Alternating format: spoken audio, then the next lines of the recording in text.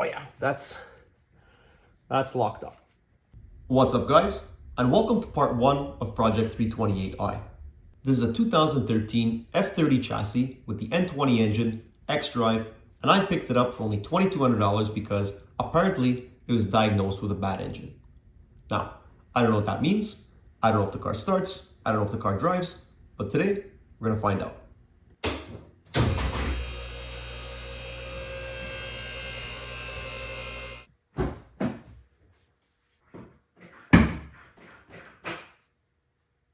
Oh boy. Okay, well, this is not a great start because can't even get the hood open.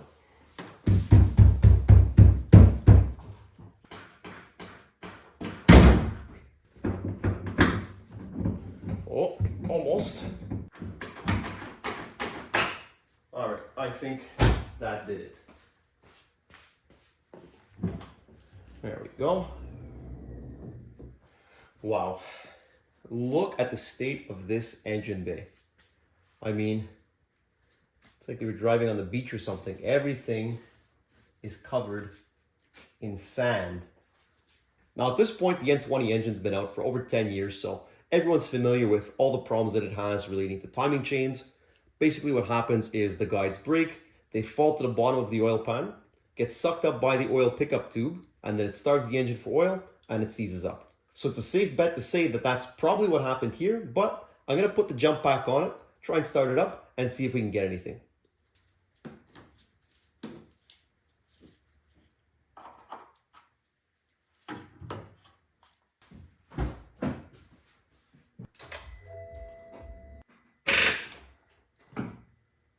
No.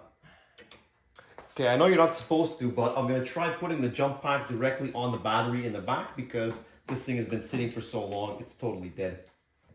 All right, let's see.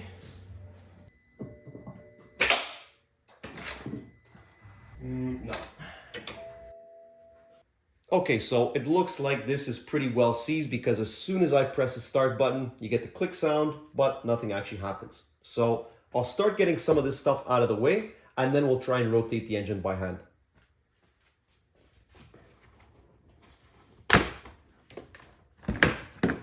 You have to be careful on the earlier versions of this engine, so 2011, 2012, because there's a vacuum canister that's stored under this engine cover. This is a 2013, a later build date, so it has the electronic wastegate, and so that part isn't under the engine cover. You can just pop it off like a regular one. Okay, some foam. I'm gonna get this airbox out of the way. There's just one hose clamp and then the whole box comes out. I'm gonna take this, what is this, a vacuum line? Oh no, this is the line for the hood. Yeah, goes up over here. Get this unclipped.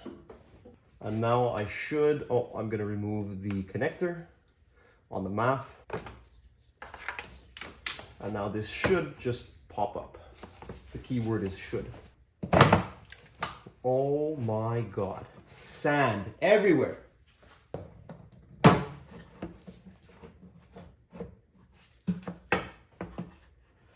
Okay. One thing that's really nice about this setup is that since this same engine bay also had the 335 engine, which is a lot bigger, there's so much room to work in here. I'm going to disconnect this PCV hose from the valve cover. There's a lot of oil in there. And now I'm gonna see how to disconnect it from the turbo. Okay. I think, yeah, so this is broken because it is disconnected already from the turbo. Disconnect this. Get this hose off. Okay. Now this should come out. Yes.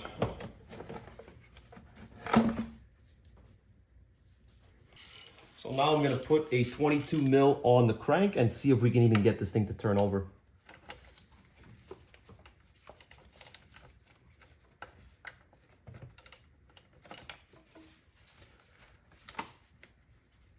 Oh yeah, that's locked up.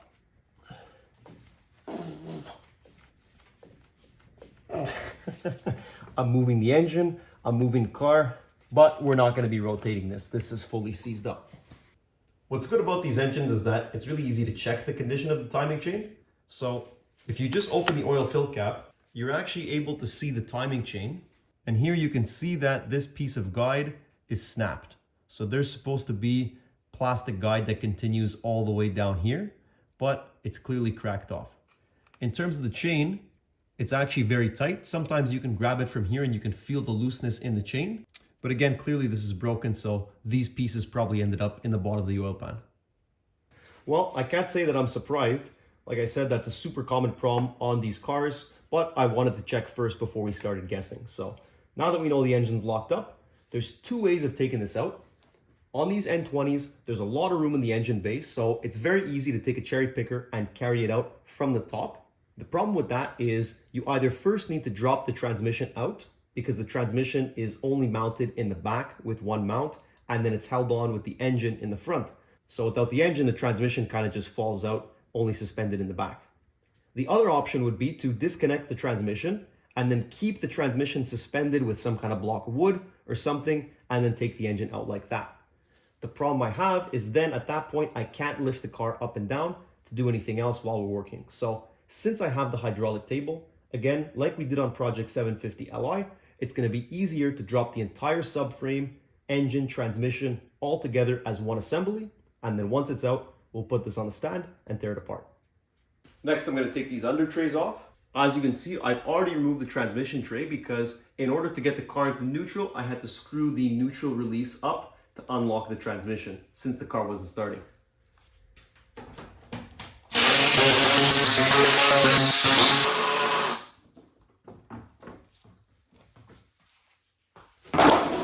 Now I'm going to take off the stiffening plate.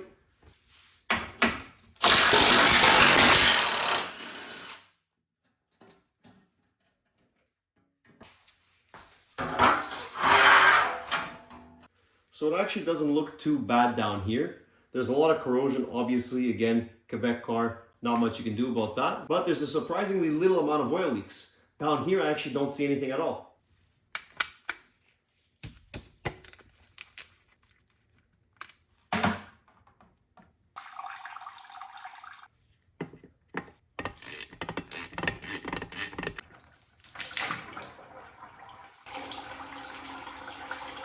On these cars, there's no coolant drain, so you just have to disconnect the lowest hose, which in this case is the one on the water pump. This is either a 6mm or a flap. These can be stuck on here really good sometimes, so I like to come in with a pick and just kind of break that corrosion layer. Work my way around. And now I should be able to pull this off. Okay, well, I don't know what kind of coolant that is, but that is not the coolant that's supposed to be in here. This is supposed to be the BMW blue. Now I'm going to disconnect all the hoses going into the radiator and the intercooler. Well, that kind of missed the drain.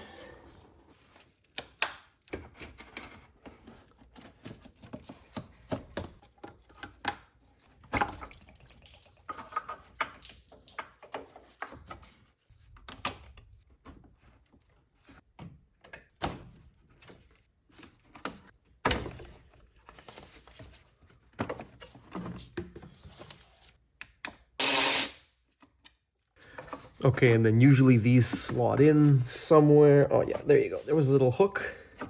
And now this is loose.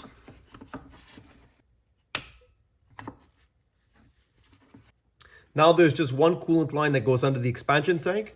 There's also the two AC lines that go into the side of the condenser here. And there's the charge pipe, but I'm gonna disconnect that from underneath because there's gonna be a lot more room.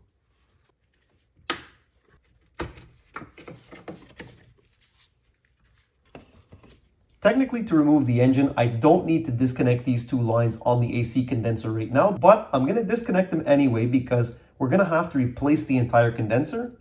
On this car, there's not a replaceable dryer element. It's built into the condenser. And so since the system is going to remain open for more than 24 hours, I have to replace the entire piece. According to the service manual, you actually don't even need to open the AC system at all. you can actually disconnect the whole compressor from the engine, and there's enough room to drop the engine out and leave the compressor hanging in the engine bay. All right, now I've never had this problem before working on any other car, whether it be BMW or anything else. But as you can see, these AC lines are all damaged because I had to get a pry bar and hammer in here to get these lines off. Normally, as soon as you take that retaining screw off, you jiggle them around and they come right out. These ones, for some reason, were totally corroded, and honestly, it took me about an hour before I was able to remove these.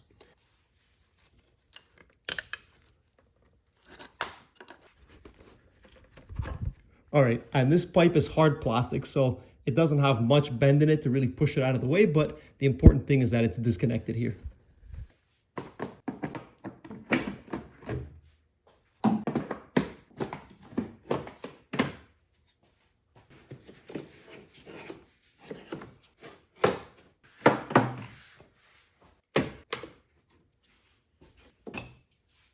Again, with the corrosion, look at this. Disgusting.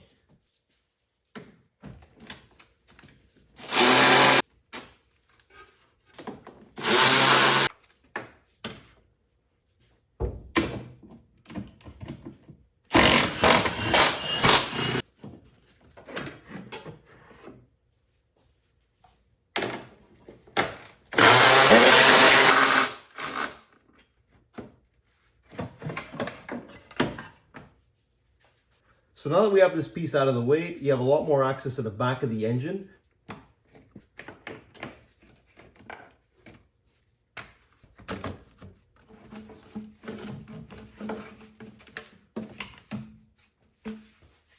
Now I'm going to disconnect the wiring harness. So instead of doing it directly on the ECU, I'm going to disconnect it from this block over here.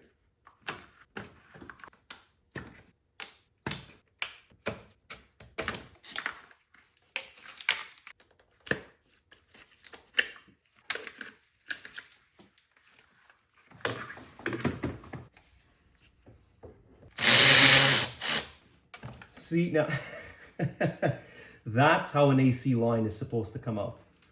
The last two things to disconnect on the back of the engine is the fuel tank EVAP hose and the fuel line.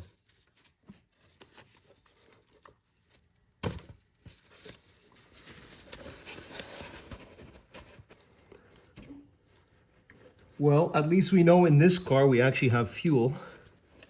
I still can't believe how much room we have to work here. I mean, after working on the N63 from Project 750 Li, this makes me laugh that I can just run my hand along the engine, check and see there's really no more wires, no more lines connected. So now that we're sure everything up top is good, we'll go underneath and start working on the subframe. Now I'm gonna get started on the exhaust. As you can see here, this clamp has seen better days. Normally I would just cut this right off and loosen the clamp, but as you can see, it's already split right over here. So I'm gonna try grabbing a hammer and a pry bar and see if we can get this thing off.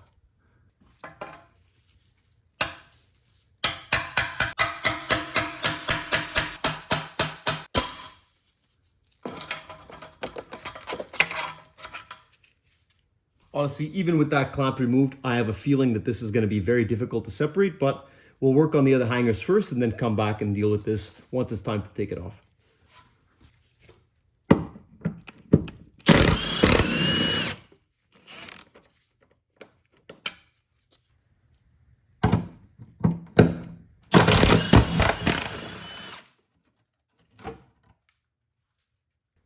Look at the corrosion on this thing. What size do we think this is? It probably started off as a 13. Jeez.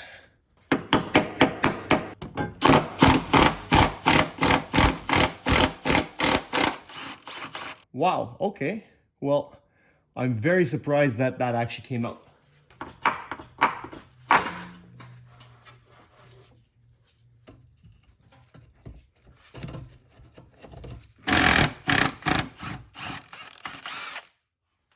Okay, I'm using the hydraulic table to support the exhaust, so now when I drop this, it should start to come down. So taking a closer look, you can see that this flex pipe is actually cracked inside. So rather than trying to fight to get this off the car right now, I'm just gonna rip this entire piece off and we'll deal with this later.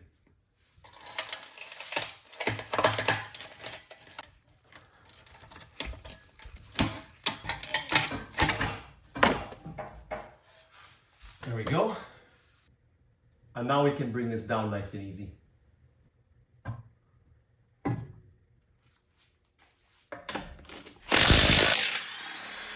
Wow, okay, well, judging from all the corrosion on the car, I figured this would have been much harder to remove, but it just popped right out.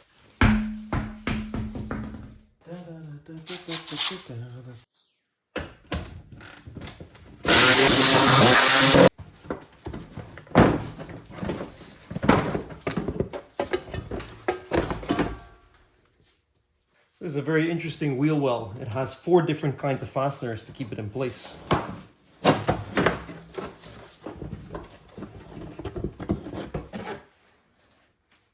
Now I'm going to disconnect the radiator sub-assembly or support or whatever you want to call it in the front from the subframe in the back. To do that, there's just 2 bolts, one here and one here, but I'm going to get this brake duct out of the way to get a little bit of a better view.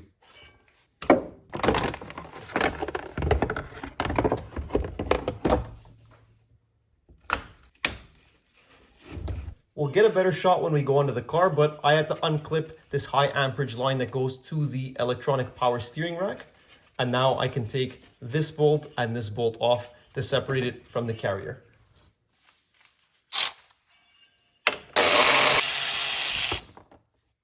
So now that this is fully disconnected, we'll be able to drop the subframe without touching any of that. So now I'm going to go ahead and do the same thing on the other side.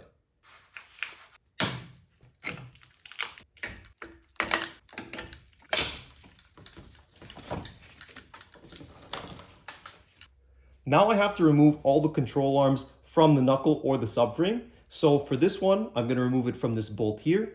For the tie rod, I'm going to remove it from this top nut. And then for this lower control arm, I'm going to remove it from the nut back here. We're also going to disconnect the sway bar link. Then once all that's out of the way, we'll have enough room to undo the axle and slide it out.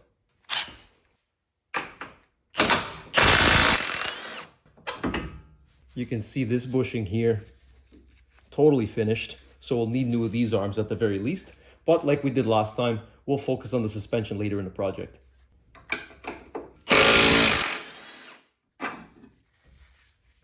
Now, an important design difference to note with the F30 chassis versus the previous E90 series and a lot of other cars as well is that they went away from the tapered ball joint style. So what that means is that before, you would have to take the top nut off and then use some kind of a pickle fork or ball joint remover to pop this away from the knuckle, or you could just hit it with a hammer. On these ones, they're only held in by the tension, so as soon as you break this nut loose, you need to counter hold the stud and the whole thing will just fall out. So I still break it loose with the impact, and now I'm going to put the counter hold T40 with a 21mm.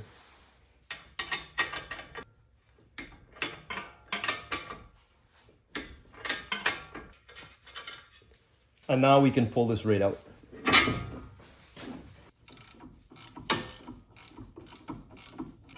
Perfect.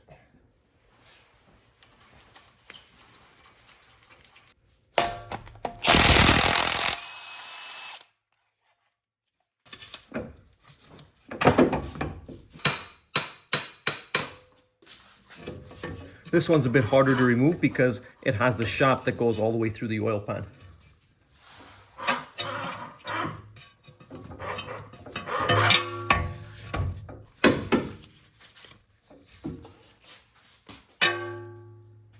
Now to remove the drive shaft, I have to take off this heat shield to access the guibo bolts in the back.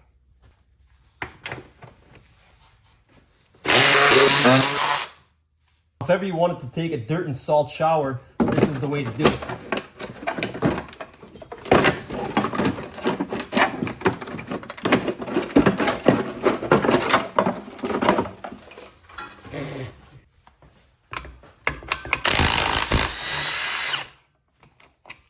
Now keep in mind, I was disconnecting the bolts that go from the guibo to the transmission. You don't need to remove the bolts that go from the drive shaft into the guibo. So now we should be able to just pry this away.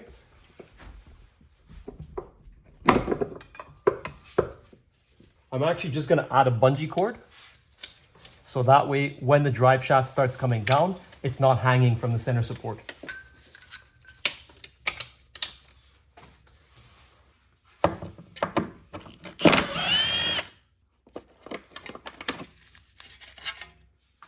Last thing, we just have to disconnect the steering column.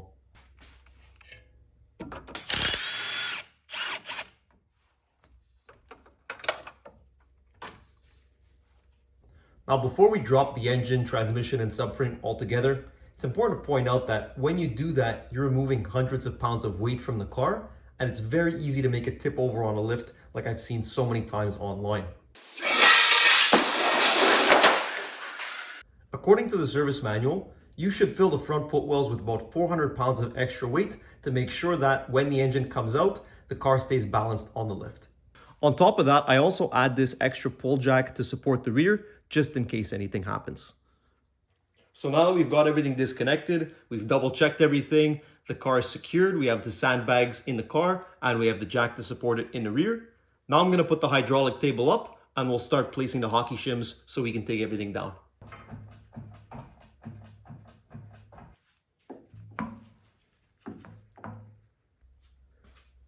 Now we'll lift the table to make all the pucks touch.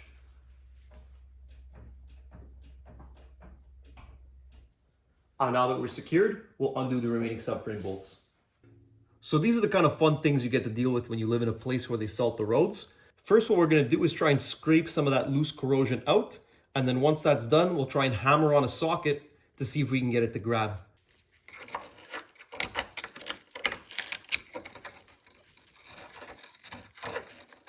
Well, it looks a lot better now. We'll try and hammer a socket on, and then we'll probably also have to heat it up with a torch. Okay, it seems like a 21 wants to go. Okay, so that looks pretty good.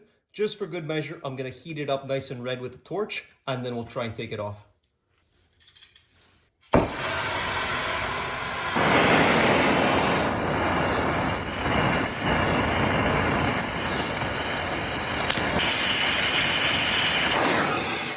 Okay, now we gotta work fast. Get this on, try not to burn ourselves.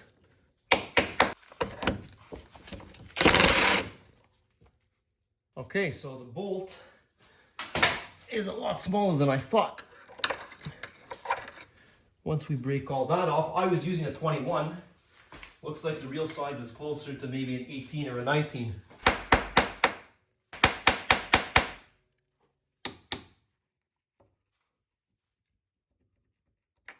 Okay, so after 20 minutes of heating and banging and scraping, looks like the final size is a 16. Now, I don't know for sure if that's the actual size of the bolt or if that's just what's left after we've banged on it, but that's what we're gonna use to take them out.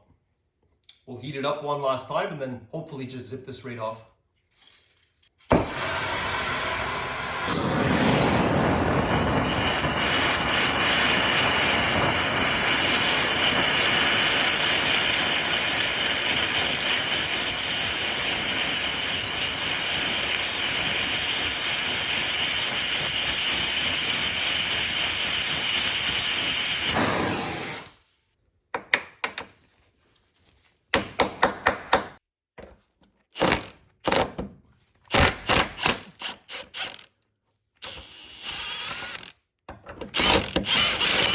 Ah, yes, sir. And there it comes. Look at that, the threads still look great. Hopefully the other side is gonna be a little bit easier than that.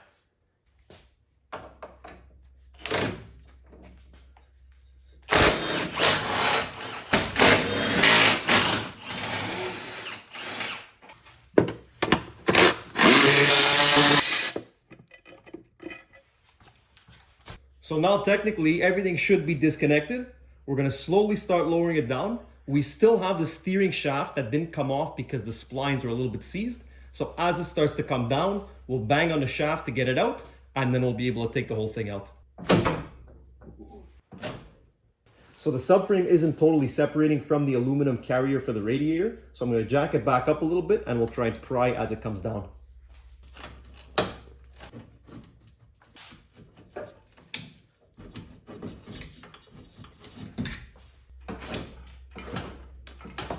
There we go.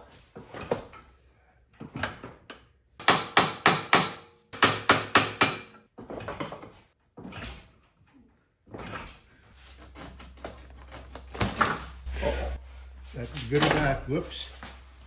Okay, up we go. I'll get you guys a better angle of what happened there later, but basically the radiator fan, radiator, intercooler, that whole assembly was about to fall out because it wasn't attached to anything.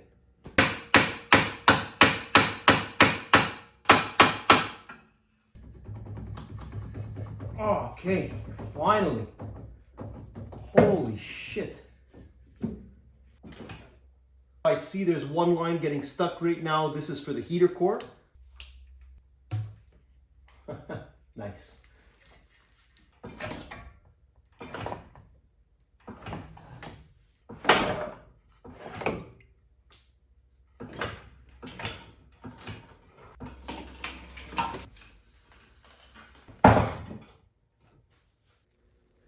There you go. The N20 timing chain special out of the car.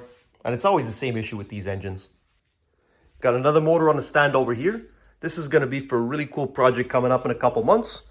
Otherwise, that's it for today, guys. Thanks a lot for watching, and stay tuned for part 2 coming soon. We're going to get the engine on the stand, tear it apart, and see, can we rebuild it, or are we going to need a replacement? Thanks, guys.